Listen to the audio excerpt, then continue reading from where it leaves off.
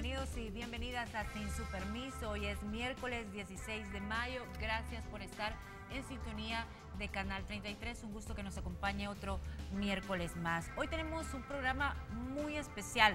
Vamos a dejar de lado la economía, la política, lo judicial, en fin, el acontecer nacional e internacional, y vamos a dedicarnos a un tema que nos apasiona, el periodismo. Pero vamos a hablar específicamente de las mujeres periodistas cubriendo la violencia, es decir, el periodismo de alto riesgo. Para eso me acompañan dos grandes personalidades, dos colegas periodistas de gran trayectoria.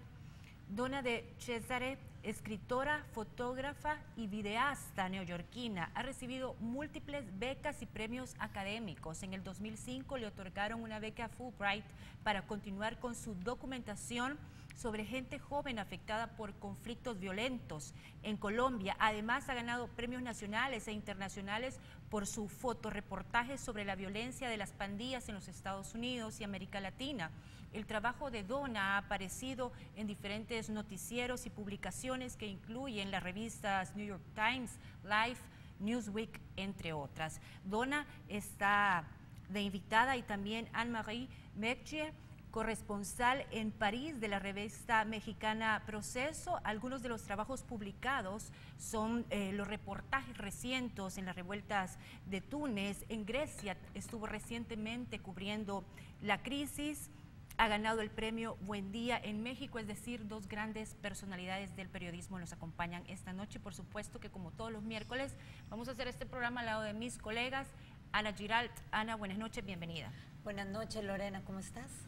Bien, gracias, un gusto estar nuevamente con ustedes. El miércoles pasado, pues lamentablemente no los pude acompañar, pero de verdad que siempre hace falta el compartir con el público, y un gusto estar también con Francesca Falconi, la checa. ¿Cómo estás?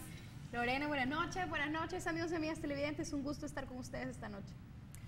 Amigos y amigas, acuérdense que nosotros tenemos una participación muy importante en las redes sociales. Búsquenos en Facebook como Programa de Televisión Sin Su Permiso, y también en Twitter estamos interactuando con todas ustedes.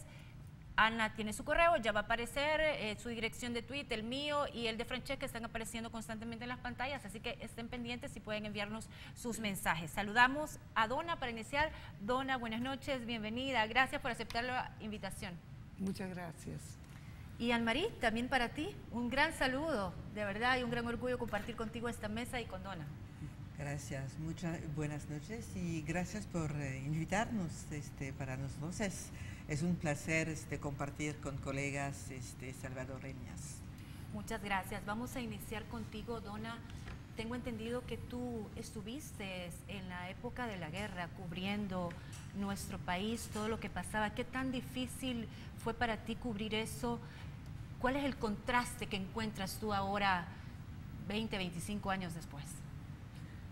Bueno, muchos contrastes, ¿verdad?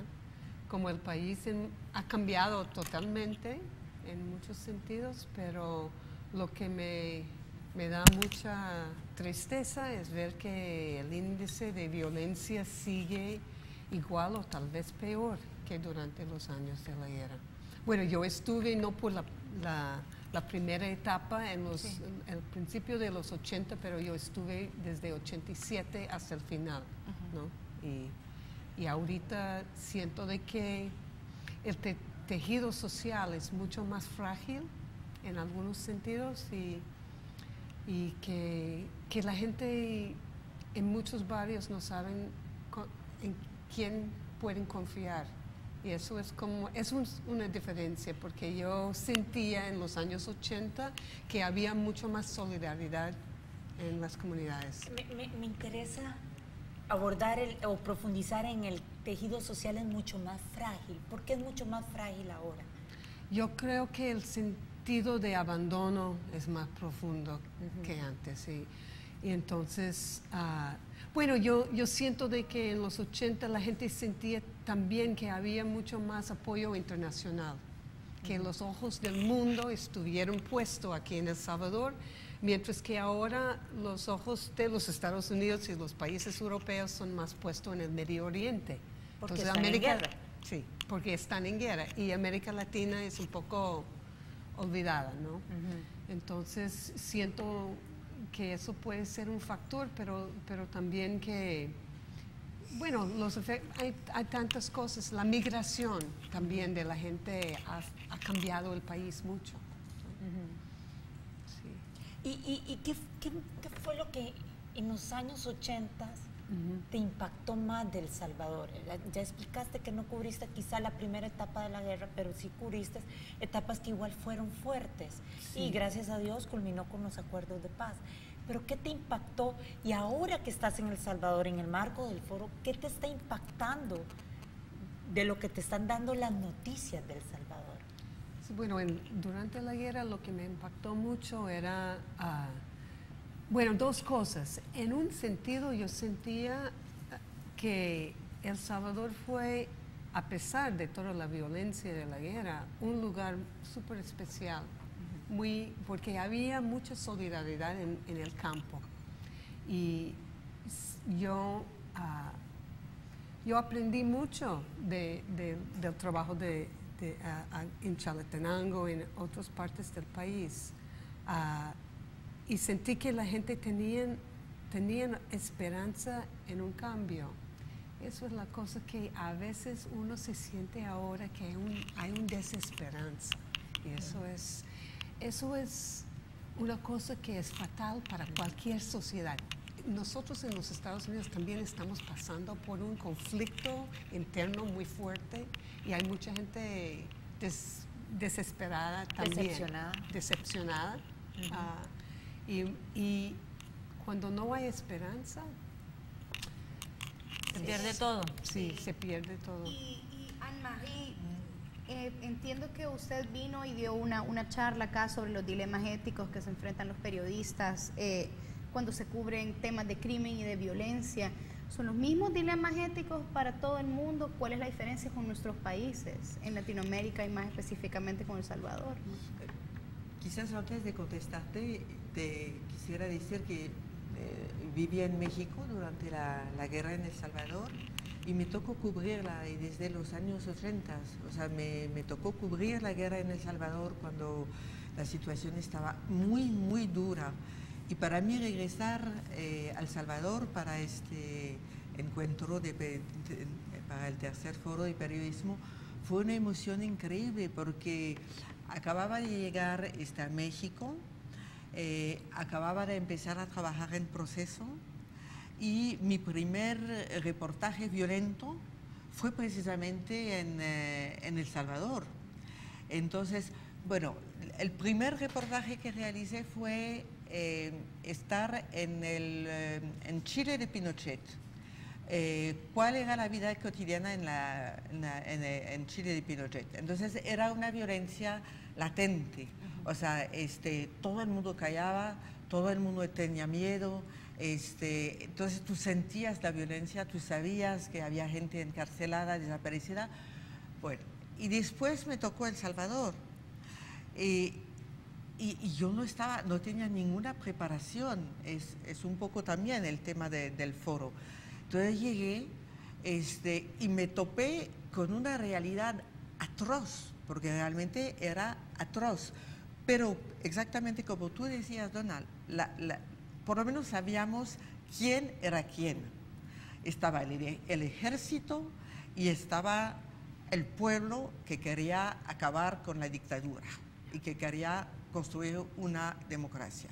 Entonces, por lo menos era atroz, duro, la represión fue espantosa. A mí me tocó, le conté en la charla que yo di en la UCA, una de mis primeras experiencias. Yo estaba en la Universidad Nacional, que estaba ocupada por los manifestantes, y nos desalojaron. Entonces entraron como bestias, dispararon por todos lados, nosotros salimos corriendo por todos lados. Y les conté a los muchachos, los estudiantes que estaban en la charla, que en un momento dado corrí detrás de todo el mundo, ¿no? Entonces había 3 estudiantes que corrían. Detrás de los estudiantes había soldados que corrían. Y nosotros con otros periodistas corríamos detrás, porque pues, pensábamos que iba a pasar algo. Y lo que pasó fue que 2 estudiantes lograron escapar a los policías y a los militares, y el tercero, enfrente de nosotros, lo mataron. Lo mataron. Y nosotros los periodistas, después, o sea, le dispararon primero en la pierna, se empezó a aullar, después lo remataron, se formaron un círculo alrededor de este joven y lo remataron con un tiro de gracia. Y fue mi bautizo del fuego, fue mi primera experiencia. Fue atroz. Y fue atroz porque yo decía, ¿cómo voy a poder contar eso? Porque al mismo tiempo era violento, pero era de una banalidad, ¿cómo decirle? Porque yo había visto violencia en cine. Entonces, los balazos eran balazos no tan fuertes. Y el muerto era un muchacho joven que estaba tirado, los ojos abiertos, había gritado un poquito. Había una banalidad, una trivialidad del horror, que para una periodista uno ve eso y después dice, ¿cómo voy a encontrar las palabras para describir eso? Eso lo que... Después viví otras cosas duras también, pero doy solamente este ejemplo. Ahora vengo a El Salvador y sé que hay el problema de las maras, pero encuentro un Salvador una ciudad totalmente distinta. Primero, moderna, con supermercados, con nuevas construcciones, yo diría muy norteamericanizada, diría yo. Lo que me quedé absolutamente petrificada fue ver que había dólar, porque yo me había que... Usted se quedó con los colones. Claro, yo me había que... Sí. Y la diferencia es efectivamente, tú decías de la solidaridad. Sí, había muchísima solidaridad. Por un lado el ejército, por otro lado la gente que avisaba a los muchachos, cuidado, vete por aquí, vete por allá. Era distinto, había ideología. Sí. Entonces, mal que bien, o sea, poco importa, pero los muchachos peleaban para construir, para deshacerse de la dictadura y para construir un mundo mejor. Anne-Marie y Donna. Lo que vayas a preguntar después de este bloque, vamos a una primera pausa y ya volvemos. Ok. El vestuario de Sin Su Permiso es gracias a Cherry Store. Encuentra sus prendas en Zona Rosa, calle La Reforma, local 5A. Cherry Store, siempre a la moda.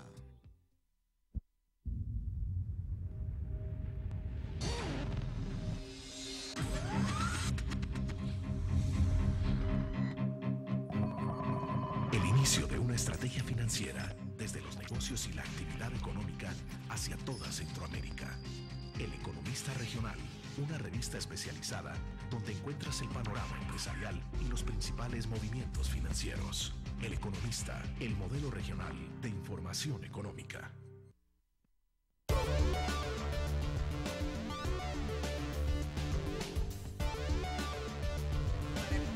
Sí, continuamos. Ana, ¿tenías una duda? Sí, Anne-Marie, vos dijiste un punto que me llamó la atención. Y ante tanta violencia la ciudadanía se vuelve poco solidaria. Porque ustedes han hecho mucho hincapié en la solidaridad que hubo en los 80s en El Salvador. Y ahora a veces hasta decimos un muerto más y se acostumbra uno. ¿Genera eso la violencia? No solo eso, yo creo que el miedo, el impacto del miedo es que uno tiende emocionalmente a cerrar, a construir más muros, poner más seguridad, y cuando uno siente menos seguro es menos abierto a compartir, ¿no? Menos confiado con lo demás, a su vecino. La gente sienten un poco, creo que ni saben quiénes son sus vecinos ya, que la gente que vive en sus mismos barrios no se conoce. Y antes no era así, todo el mundo se conocieron. Absolutamente. Sí. Entonces, Y el enemigo de hoy es un enemigo mucho más difuso, porque bueno, son las pandillas, es el narcotráfico y es la corrupción, es decir, policías corruptos, militares corruptos. Entonces, ¿quién es quién? ¿Quién te va a proteger realmente? Tú no sabes. O sea, el mundo de hoy en El Salvador y por lo general, el mundo de lo ya nadie sabe quién es quién, ya nadie sabe de dónde es el peligro. Y la gran diferencia entre los años 80, lo que estábamos diciendo antes de la publicidad, del corte de publicidad, es que había una ideología. Entonces uno creía en algo y creía que si uno da la lucha va a construir un mundo mejor. Ahora no, y no solamente aquí. Sí. En Francia acabamos de tener elecciones presidenciales y la gente ya no sabía para quién votar. O la gente votó no tanto a favor de François Hollande, sino como contra de Nicolas Sarkozy. Y hay gente que votó para la ultraderecha, porque como el presidente Sarkozy insistió tanto sobre el peligro, que venga Sarkozy en Salvador o que venga en México, entenderá cuál es el peligro real.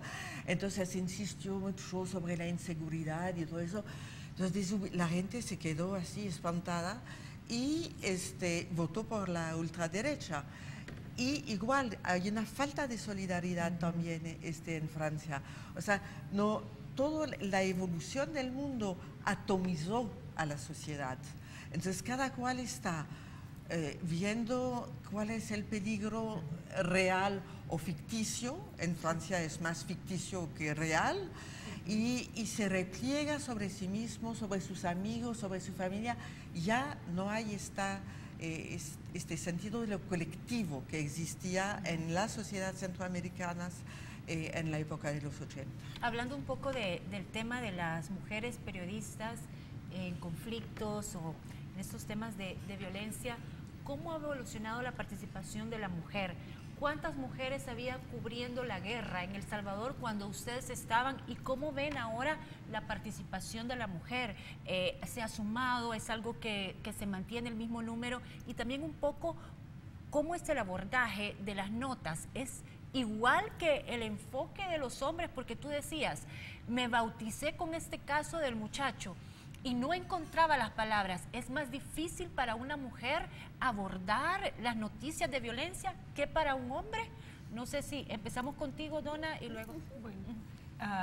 Bueno, yo creo que durante los años 80 habían algunas mujeres, por supuesto, pero yo creo que hoy en día hay muchos más que están trabajando y hemos logrado también más puestos de poder dentro de los medios que antes.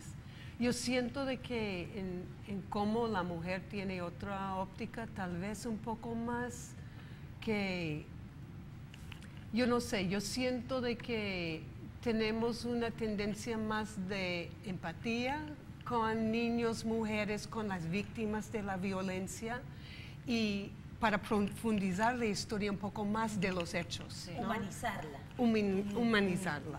Bueno, y como yo soy fotógrafa, eso es lo más importante de nuestro trabajo, porque retratar hechos atroces, al final la gente no quiere ver eso. Es importante registrar lo que está pasando, pero tenemos que siempre buscar una manera de jalar a la gente más cerca emocionalmente para identificar y sentir algo, ¿no? La humanidad común.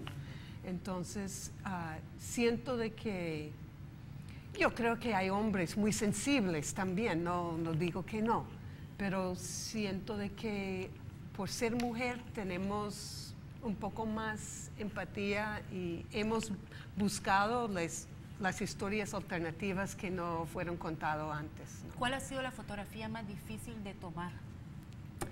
Bueno, para mí la fotografía más difícil de tomar es cuando niños están involucrados en alguna situación atroz, sí, ¿no? Sí. Es como siempre le toca... Demasiado doloroso. Sí, demasiado doloroso, sí. Anne-Marie, y retomando la pregunta que decía Lorena, me gustaría que compartieras tu opinión al respecto, si compartir lo que dice Donna. Cuando mencioné que no sabía cómo escribir eso, porque era la primera vez que vivía la muerte en vivo, en directo, pues. Pero de todos modos, 35 años después, porque llevo 35 años haciendo este trabajo, después de un reportaje duro, después de reportear sobre violencia, me planteo siempre la misma pregunta: ¿cómo escribir eso?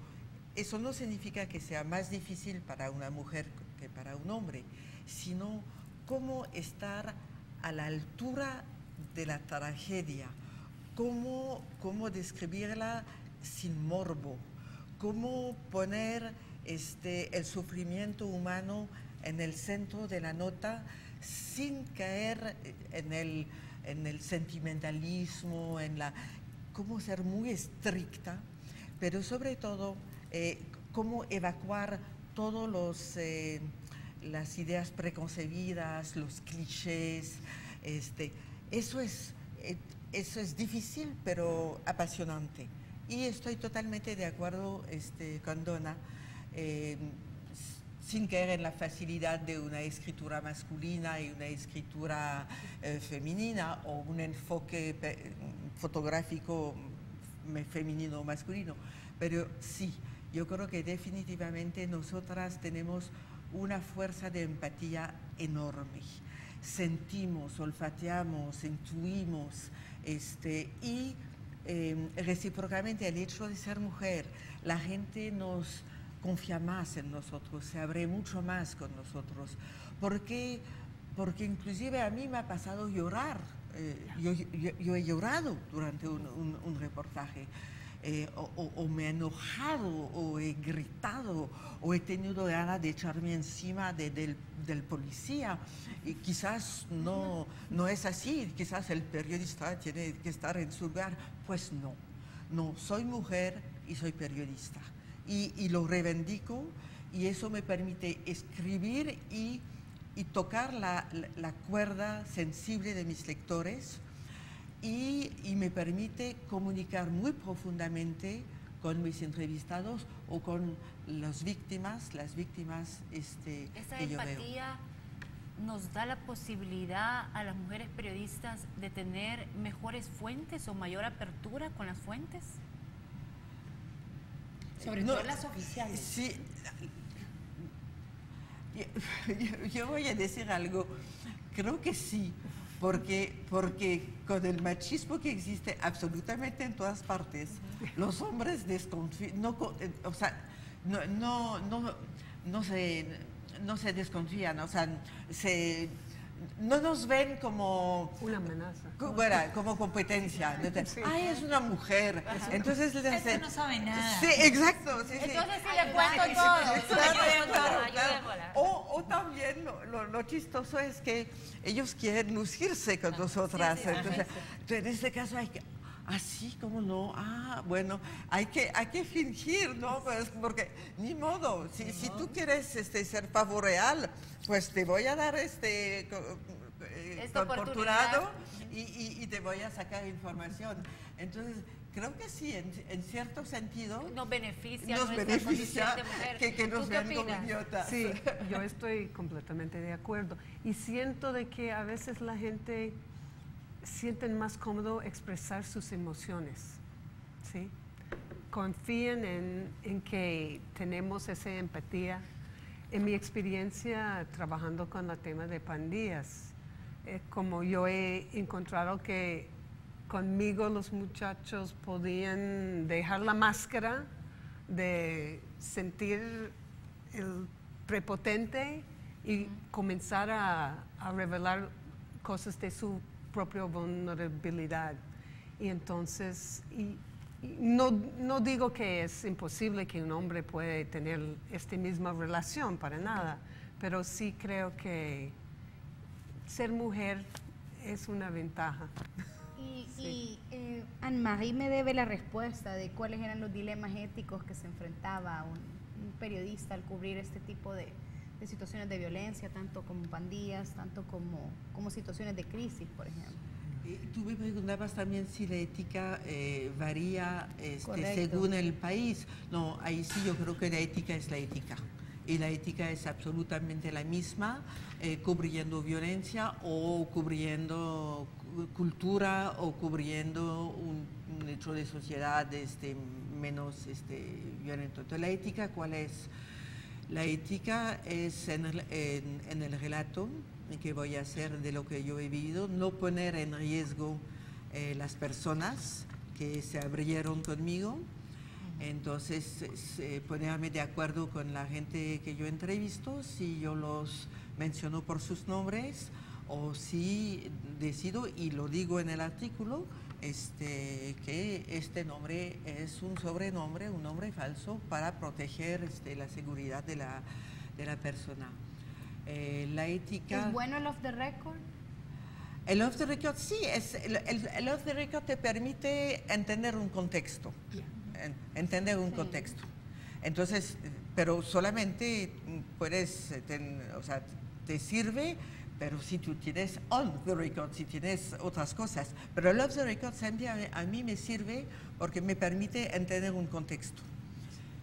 Y principios de ética,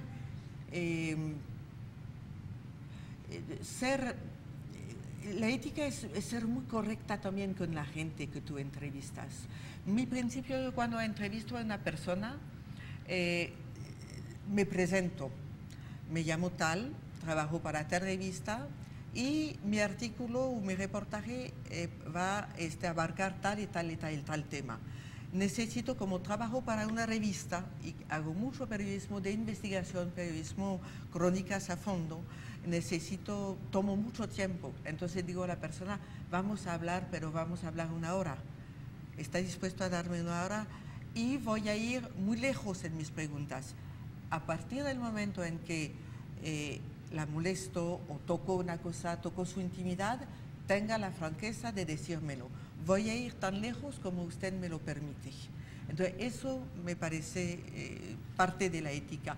Y eso es válido aquí en El Salvador, en Grecia, donde estuve, en cualquier parte del mundo. Es un principio de conducta de periodista. Vamos a una pausa y regresamos con más de sus preguntas. Ya volvemos.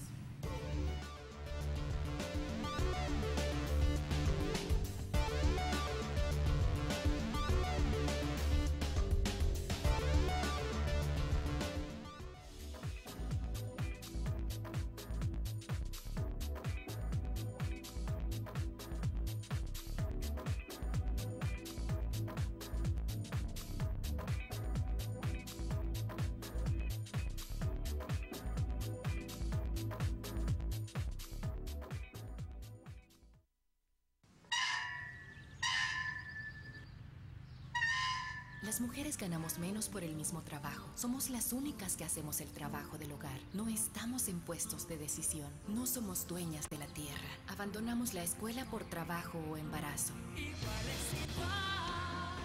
Por eso se ha creado la Ley de Igualdad. ¿La conoces? Conócela. Exígela. Practícala. Concertación Feminista Prudencia Ayala.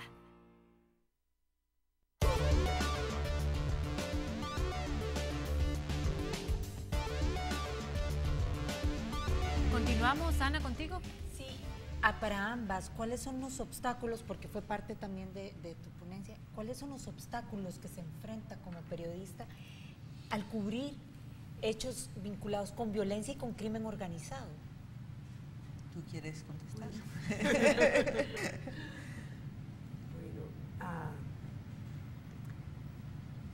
El miedo. Uno tiene miedo, pues, y hay que manejarlo, aprender a manejarlo. Y también escucharlo, ¿verdad? Cuando yo digo eso a mis alumnos también, porque soy profesora de fotoperiodismo en la Universidad de Texas.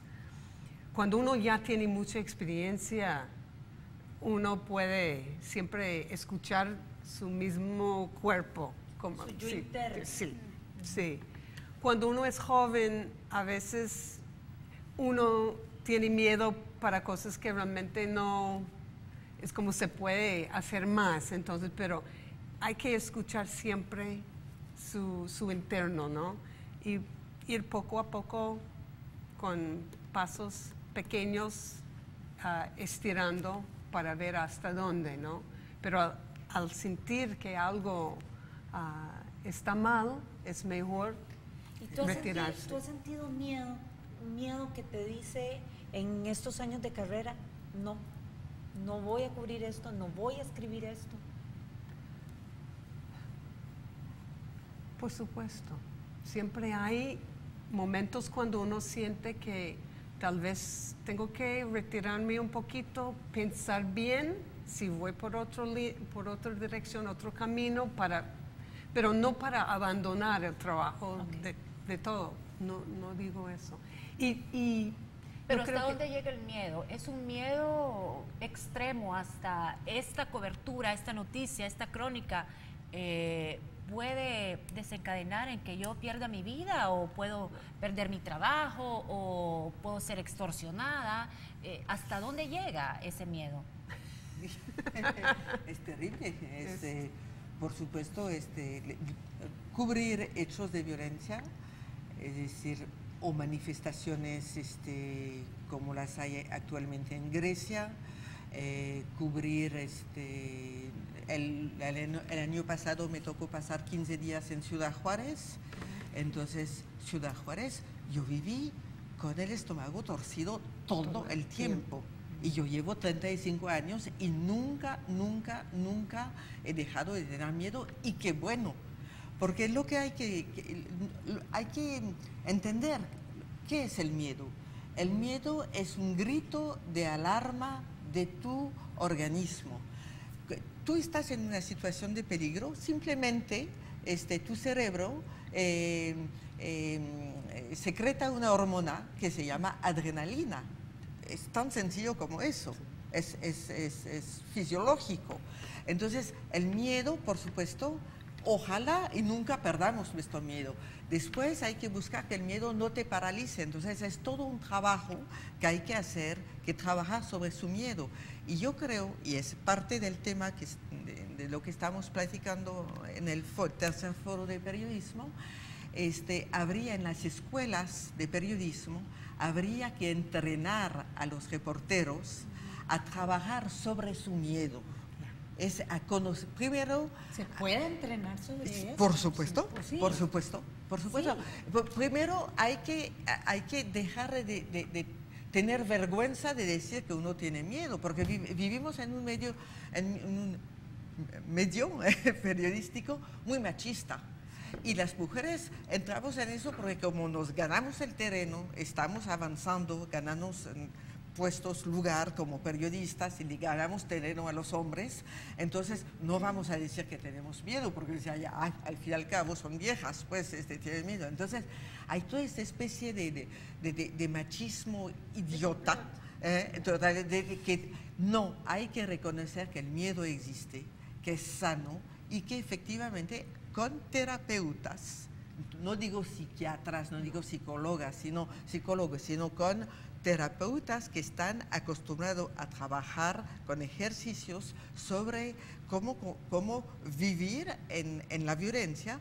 Tú vas a trabajar sobre el miedo. Y una de la base de empezar a trabajar sobre el miedo es empezar a aprender a respirar. Respirar. ¿Y cuántas veces, Donna, estoy segura que estás ahí metido, hay balazos por todas partes y todo eso?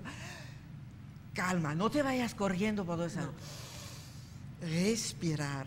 Y eso es yoga. O sea, eso es la primera parte. Pero ¿qué pasa cuando el miedo está basado en cuestiones concretas, no en hechos circunstanciales de que estoy cubriendo una noticia y me pasaron las balas, sino que porque realmente he sido amenazada por diferentes narcos, perseguidas? Por ejemplo, en el caso que tú mencionabas de México, yo leía unas estadísticas y es uno de los países latinoamericanos en los cuales más mujeres periodistas han muerto y no se han resuelto sus casos. Entonces es lógico que estas mujeres antes de morir fueron amenazadas, fueron quizás ultrajadas, muchas mujeres que han sido incluso hasta violadas antes de asesinarlas.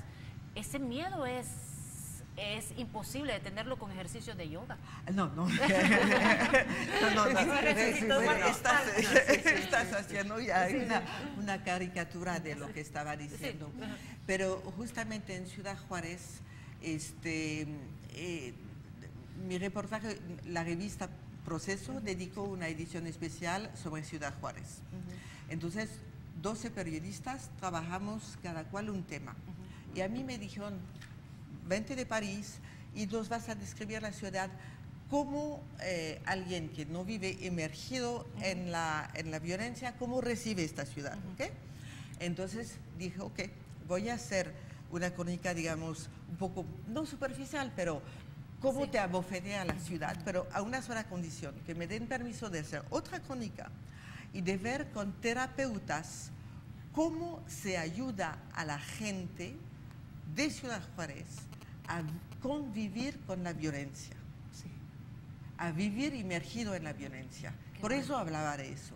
Y entonces encontré 4 terapeutas absolutamente fantásticos que ayudan a la gente, primero, a vivir el duelo, porque es una ciudad en duelo. Sí, Permanente, porque se te muere tu vecino, se te muere tu colega, se te puede morir un miembro de tu familia. Entonces, cuando se te muere alguien cercano, lo primero que pasa es un sentido de culpa. ¿Por qué mataron al otro y por qué no me mataron a mí? Sí. ¿O por qué dejé salir a mi hijo a esta hora cuando le hubiera debido llevar al colegio, etc.? Entonces, con el terapeuta tú empiezas en grupo, eso es muy interesante. Sí, no es terapia individual, es terapia de grupo.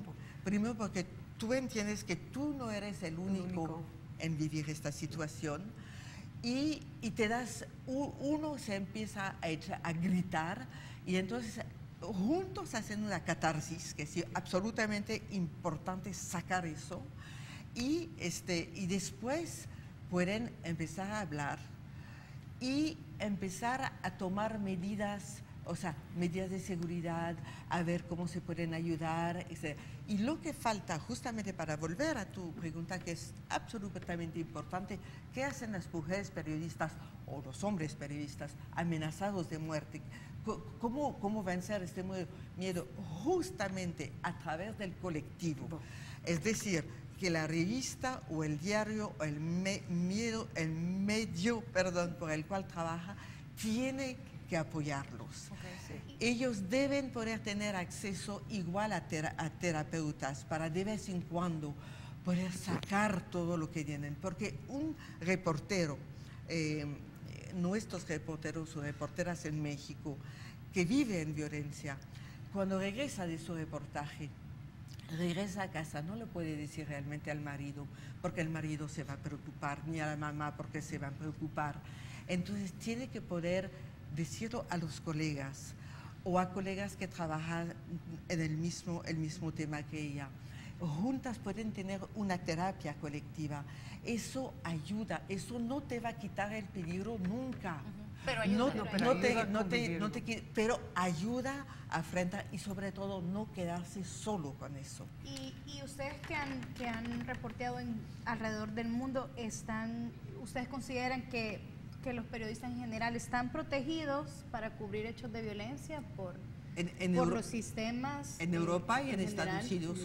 ¿En Latinoamérica no? No. Es un escándalo. Es un escándalo y nosotras, Donna y yo y la gente del foro queremos interpelar a los dueños de los medios, televisión, radio, periódicos, salvadoreños, hondureños, latinoamericanos, mexicanos, para que tomen en cuenta esta dimensión, para que haya talleres. ¿Pero no le corresponde al Estado también? Claro, es que por supuesto, estamos hablando, el origen es que el Estado cumpla con su papel de proteger a la población, por supuesto, pero por el momento no lo hace. Entonces, mientras no lo hace, no podemos dejar matar sin reaccionar y sin exigir.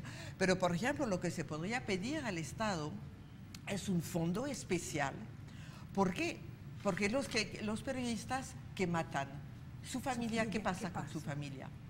Sí. Y hablamos de los muertos, pero no hablamos de los heridos y los lesionados, que no hay ninguna cifra de periodistas lesionados, los que tienen que tener una prótesis quizás, o quizás tienen que cambiar de trabajo porque ya no pueden cumplir. Entonces habría que tener un fondo. Efectivamente, ya que el Estado por el momento no es capaz de garantizar la seguridad de la gente, entonces que el Estado por lo menos haga que haya un fondo que permita a los periodistas, a la familia de los periodistas muertos, pues que esa familia pueda seguir viviendo, a los heridos que tengan buenos cuidados, que se pague seguros de vida, en fin, algo. Por supuesto, lo ideal no es que se paga el funeral del periodista, pero no abandonarlos así. Y sobre todo, dar talleres, que la gente los periodistas tomen conciencia de la situación que van a enfrentar y tomen más medidas de seguridad. Vamos a la última pausa comercial. En breve regresamos con el último bloque aquí en Sin Su Permiso. Ya volvemos.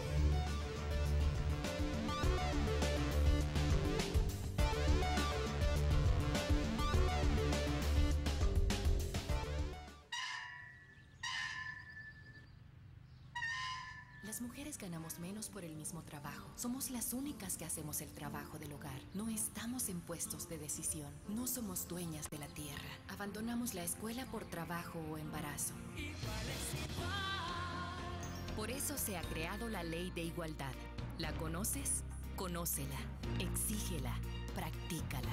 Concertación Feminista Prudencia Ayala.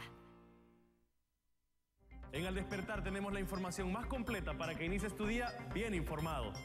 Noticias nacionales e internacionales, espacios para la comunidad, deportes y lo mejor de los espectáculos. Esto es Al Despertar, la primera revista informativa. Con un espacio de entrevista diferente. De lunes a viernes a las 5:30 de la mañana, por Canal 33, la televisión salvadoreña.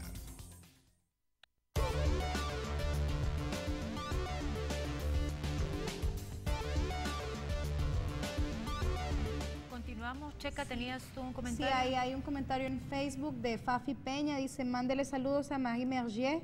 Me siento inspirada por ella después del conversatorio del martes en la UCA. Es una mujer increíble y sumamente humana. Ah, mil gracias. Está bien. Una futura periodista inspirada por ti. Ay, me encanta. Continuamos contigo, Dona. ¿Qué opinas del fenómeno de las pandillas en nuestro país y que ahora es un fenómeno prácticamente mundial y la cobertura, lo que se ha estado dando? Por supuesto, las últimas noticias que se han generado con este acuerdo o tregua entre las pandillas. Bueno, no, es como, no puedo, no tengo idea de dónde va a ir eso, ¿no? Espero que eso puede llevar el país a una nueva etapa, cambiar las cosas, pero vamos a ver, ¿no? ¿Has visto tú un caso similar en algún otro lugar del mundo de una reconciliación de este nivel de las pandillas? Bueno, en Los Ángeles y en otras ciudades han habido treguas por periodos, ¿sí o no? Puede funcionar. Pero pero ¿en qué medida funciona si solo son por periodos? Solo por lo menos por ese periodo. Por ese periodo. Sí, que puede bajar la violencia y eso es un logro, pues. Bajar el pero nivel si de... luego sube. Sí, pero por lo menos por un momento puede resurgir la violencia, pero por lo menos no están reclutando más jóvenes. Entonces va disminuyendo, ni modo. Puede ser que hay olas así, pero todo el fenómeno se va bajando. Entonces siento de que tenemos que tener esperanza en eso. Pero tampoco es como que es un problema muy complicado, no es una cosa de que hay tantos factores que están influyendo eso, ¿no? Uno es los vacíos en las vidas de los jóvenes, la falta de oportunidades, una cultura ya de desconfianza y de mucha violencia. Creo que hay gente que siente que no tienen otra opción, ¿no? Otra Sí. salida. Entonces, y cuando uno ya está adentro, sí, hay gente que quiere salir. Y si no dejamos un espacio para eso, porque no creemos que son capaces de cambiar, entonces estamos condenándolos a eso para siempre, ¿no?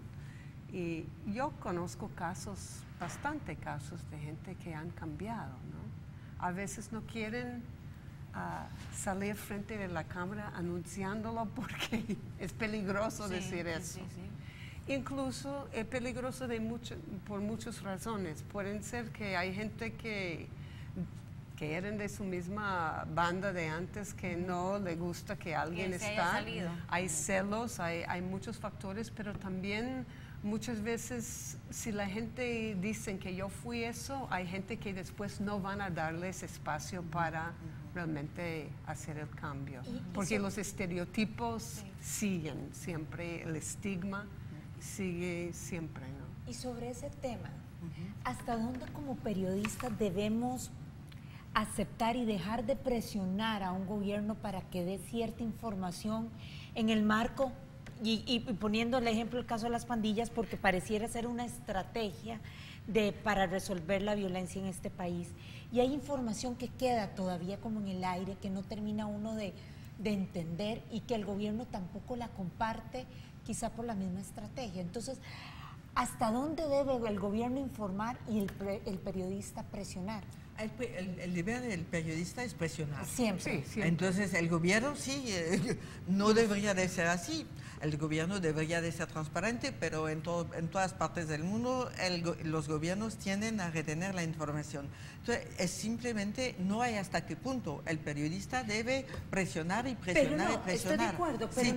no tiene que haber también dentro del ejercicio del periodismo un código como, no de silencio de ocultar, sino de quizá no conviene publicar ciertas cosas por el mismo proceso. Por el mismo proceso. Ah, tú dices que podría estorbar un proceso. Exacto, hasta donde el periodismo debería ser solidario con aquella visión de combate a la delincuencia, decir, bueno, esto en aras de que no haya delincuencia en este país, quizá no lo publico. Son temas que rayan con la ética.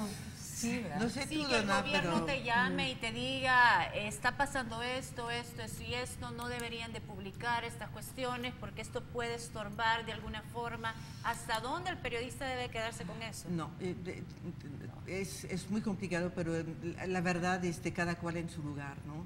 El gobierno en su lugar, las pandillas en el suyo, y el nuestro es sacar toda la información que podemos sacar. Ahí sí, la verdad, porque entonces si empiezas a aceptar, que el gobierno dice, oye, pues por favor, no publiques eso ahorita. Si aceptas eso una vez, entonces lo vas a aceptar siempre. O sea, y el tema de manejo de imágenes, hubo un tiempo que en el país se establecieron como ciertos códigos para no poner imágenes muy fuertes en televisión o en los medios porque incitaban más a la violencia. ¿Qué piensan? ¿Se deben ver estas imágenes? ¿Es necesario? Hubo todo un debate en México justamente al lado de eso, porque un grupo de medios decidieron ponerle un tono más bajo a la violencia, pero Reforma, La Jornada y Proceso dijo, niet. ¿Por qué? Porque si tú bajas, si tú dejas de informar sobre la violencia, o si bajas el tono, ¿a quién les haces el favor? Les haces el favor a a los que generan la violencia y a los que son incapaces de luchar contra la violencia, contra los delincuentes, contra las mafias y contra los gobiernos. Los gobiernos deben cumplir, punto. Para eso los elegimos presidentes para que cumplan con su responsabilidad de proteger a la ciudadanía contra el crimen organizado. Si en México, por ejemplo, el presidente Calderón, en el solo sexenio de Calderón, 50.000 muertos, y eso bajo la mano. No puede ser. No puede ser. Entonces ahora discretamente decir, ay, no hay que enseñar las imágenes de violencia porque le dan mala idea a la gente. No, la violencia no viene de la televisión, no viene de nuestros reportajes. La violencia viene de la situación social que existe en este país. La violencia viene de un sistema neoliberal que se ha globalizado y que ha creado un caos absoluto en todas partes. Empezando por Europa. Miren lo que pasa en Europa. Sí. Entonces la violencia no tiene la culpa los periodistas de enseñar la violencia. Nuestro deber es enseñar, no hacerlo con morbo, hacerlo con respeto, por supuesto, pero no esconderla. Rápidamente, sí, porque quedan 2 minutos. Rápidamente, ¿cuáles son los retos pendientes, sobre todo para las mujeres periodistas? Bueno, los retos pendientes. O los muchos retos que se van a enfrentar. Sí. Que, bueno, yo creo que eso cómo, para los fotoperiodistas por lo menos es siempre cómo manejar eso del respeto, cómo tratar la verdad y mostrar la verdad siempre, pero siempre con un respeto. Y es algo muchas veces muy difícil. Es una tensión siempre entre hasta dónde voy con esto. Pero sí, tenemos que estar siempre empujando que la gente no olviden, que no dejamos la gente que han sufrido en el abandono, que tenemos que seguir revelando lo que realmente está pasando. Sí, estoy totalmente de acuerdo y quisiera volver solamente un segundito cuando una de ustedes decían, uno se acostumbra a la violencia. No, jamás. Uno piensa que se acostumbra, uno piensa que, ay, está el periódico, hoy solamente 5 muertos porque ayer había 40. No, y uno no se da cuenta, pero en todo nuestro ser, en nuestra carne, en nuestros músculos, en nuestro epiderme, en nuestra memoria, en nuestro inconsciente, se impregna la violencia. Estas imágenes no nos acostumbramos, nos llenan y en cualquier momento podemos reventar. Muchas gracias, de verdad ha sido un gusto compartir con ustedes. Gracias Donna, gracias Ana María. No, y gracias a ustedes por habernos invitado. Un gran gusto. Ana, gracias, buenas noches. Buenas noches, un placer. Checa, buenas noches. Buenas noches Ana, buenas noches amigos y amigas televidentes. Los esperamos el próximo miércoles, siempre a las 9 de la noche por Canal 33. Y no se les olvide este programa, si no lo pueden ver completo, pues también está en YouTube. Búsquenos en YouTube y si no, pues el domingo a las 9 de la mañana es su reprise. Que descansen.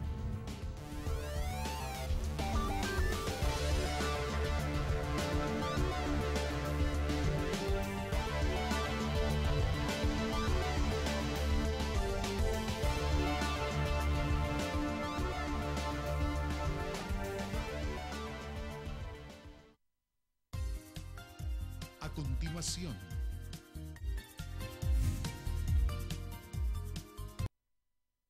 es que se trata de que la mujer tenga la opción de continuar o interrumpir aquel embarazo.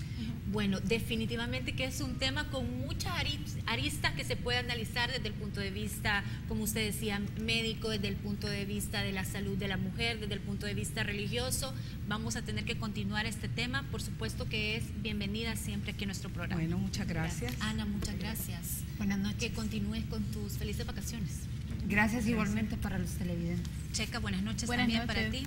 Amigos y amigas televidentes, muchas gracias por habernos acompañado. Disfruten de sus vacaciones, cuídense, todo por favor sanamente. Nos vemos el próximo miércoles.